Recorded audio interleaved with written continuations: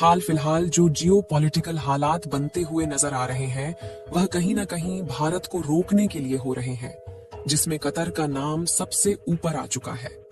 यह बात आज के टाइम पर दुनिया का हर देश जानता है कि भारत जिस खेमे में शामिल होता है उस खेमे का पलड़ा भारी हो जाता है, और कनाडा का केस इसका सबसे बड़ा एग्जाम्पल है। कनाडा ने भारत में केवल एक उंगली ही उठाई थी और इसके बदले भारत ने दूसरे देश में कनाडा के हाथ काट दिए। ऐसा इसलिए हुआ क्योंकि भारत अपनी जनसंख्या की वजह से दुनिया का सबसे बड़ा मार्केट और इकोनॉमी बन चुका है, और यही वजह है कि आज हम भारतीय दुनिया के हर देश में मिलेंगे। खास बात यह है कि भारतीयों की पहुंच अपने आप में इतनी बड़ी है कि अगर भारतीय अपना रास्ता बदल लें तो सामने वाले देश की उल्टी गिनती शुरू हो जाती है। और कतर के साथ भी कुछ ऐसा ही होता हुआ दिखाई दे रहा है, क्योंकि जनसंख्या ज्यादा है इसलिए भारत में डिमांड भी ज्यादा है, और यही वजह है कि भारत में प्रोडक्शन भी काफी बड़े लेवल पर होता है। पूरी डेवलपमेंट क्या है इस छोटे से वीडियो में समझते हैं। भारत जिस तरह से कतर को सबक सिखाने जा रहा है, इसके लिए इस वीडियो को एक लाइक जरूर करें, और भी ऐसी ही नॉलेजेबल वीडियो पाने के लिए चैनल को सब्सक्राइब जरूर करें। यहाँ तक कि भारत अपनी इंपोर्ट के आंकड़ों की वजह से दूसरे देश को काफी बड़ा फायदा पहुंचाता है, जिसकी वजह से ये सभी देश भारत के दबाव में रहते हैं। कुल मिलाकर भारत के हाथ में ऑप्शंस काफी ज्यादा है। इसका सबसे बड़ा एग्जाम्पल यह है कि भारत को तेल की आपूर्ति करने वाले देशों में इराक, सऊदी अरबिया और ईरान के बाद वेनेजुएला चौथा सबसे बड़ा सप्लायर था। और ये फाइनेंशियल ईयर 2018 से 2019 के डाटा है। बात करें अभी की तो सऊदी अरब ने तेल का प्रोडक्शन घटाकर भारत के मार्केट का एक बड़ा हिस्सा खो दिया है। वहीं ईरान प्रतिबंधों के चलते भारत को तेल का एक्सपोर्ट नहीं कर पा रहा, और भारत अपनी एनर्जी डिमांड का एक बड़ा हिस्सा रूस की तरफ मोड़ दिया है। इस समय वेनेजुएला भी अब अरब देशों की जगह लेता नजर आ रहा है। इसका मतलब यही है कि जिस भी देश ने भारत के लिए मुश्किलें खड़ी करने की कोशिश की, उस देश के लिए भारत एक बड़ी मुसीबत बन बैठा।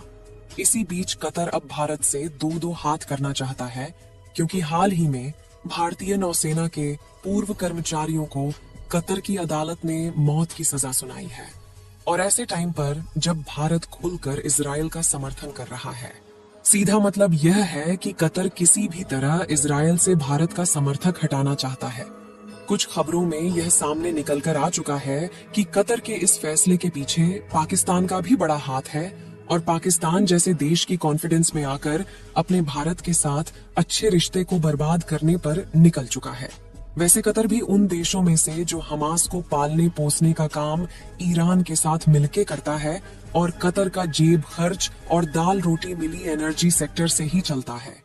वही एनर्जी सेक्टर जिसके लिए भारत के पास कई सप्लायर्स दुनिया भर में बैठे हुए हैं, और भारत जब चाहे कतर से एक बड़ी सप्लायर रोक के कतर के पेट पर एक बड़ी लात मार सकता है। ऐसा इसलिए क्योंकि भारत अपने कुल एलएनजी इंपोर्ट का करीब 48% कतर से ही इंपोर्ट करता है। आपको बता दें कि एलएनजी की प्रोडक्शन में कतर के बाद ऑस्ट्रेलिया, यूनाइटेड स्टेट्स और रूस का नाम आता है, और भारत के रिश्ते इन सभी देशों के साथ आज की डेट में काफी अच्छे हैं। कुछ ही दिनों पहले जब रूस ने भारत में डिस्काउंट कम करना शुरू किया, तो भारत ने रूस से अपनी सप्लाई हटा के दूसरे देशों से फिर से सप्लाई बढ़ा दी, और इसके बाद रूस ने फिर दोबारा भारत के लिए डिस्काउंट बढ़ा दिया। यही केस एलएनजी का भी है। कतर से रिश्ते अभी तक अच्छे थे, इसलिए कतर से एलएनजी बोर्ड की जा रही थी।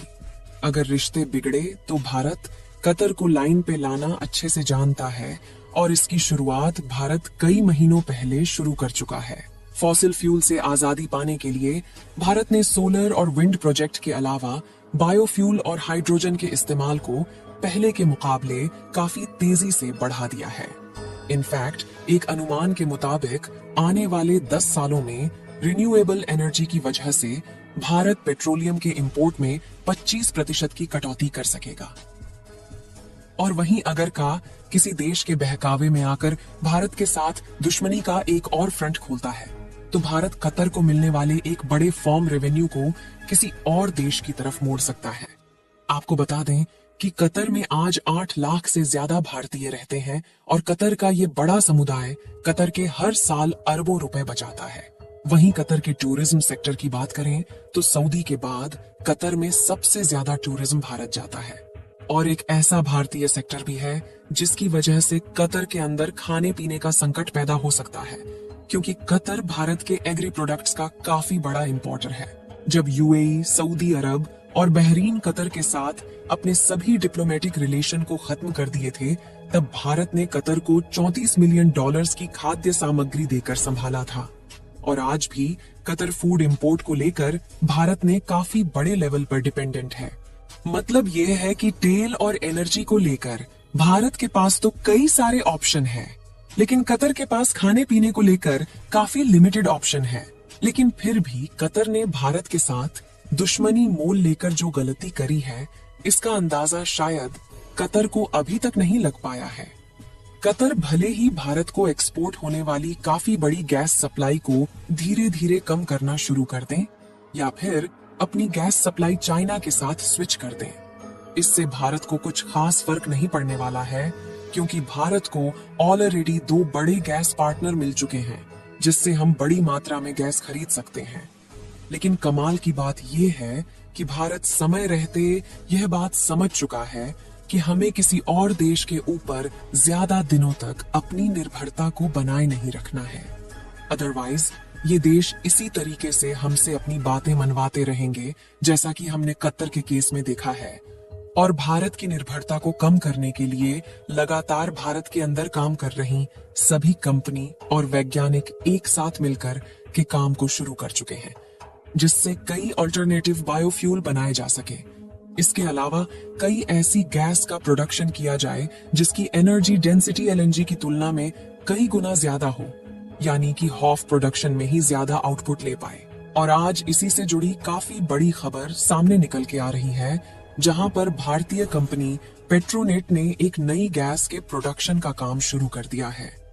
एक रिपोर्ट के मुताबिक भारतीय कंपनी पेट्रोनेट ने भारत के अंदर करीब 4 से 5 कॉम्प्लेक्स बायोगैस प्लांट सेटअप करने के लिए करीब 1700 करोड़ रुपए के इन्वेस्टमेंट कर दी है, और कुछ प्लांट को बनाने का काम जल्द ही शुरू किया जाएगा। 2024 के खत्म होने से पहले यहाँ पर प्लांट को बना करके तैयार किया जाना है, जिससे बड़ी मात्रा में हम कंप्रेस बायोगैस का प्रोडक्शन कर पाएंगे। और पेट्रोनेट सिर्फ यही नहीं रुकी है, बल्कि उन्होंने इंडियन ऑयल के साथ में मिलकर अपने 4 बड़े एलएनजी स्टेशंस को भी सेटअप कर लिया है, और लगातार भारतीय डिपेंडेंसी को कम करने के लिए ऑल्टरनेटिव फ्यूल पर काम किया जा रहा है। लेकिन आपको क्या लगता है कि भारत इंडियन नेवी के इन 8 नौजवानों को फांसी से बचा पाएगी? अपनी राय कमेंट में जरूर बताएं।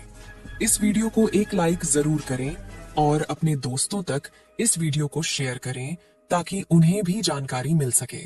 इसी तरह और भी नॉलेजेबल वीडियो देखने के लिए अपने भरोसेमंद चैनल को सब्सक्राइब करके बेल नोटिफिकेशन को ऑल पर जरूर रखें। वीडियो को अंत तक देखने के लिए धन्यवाद।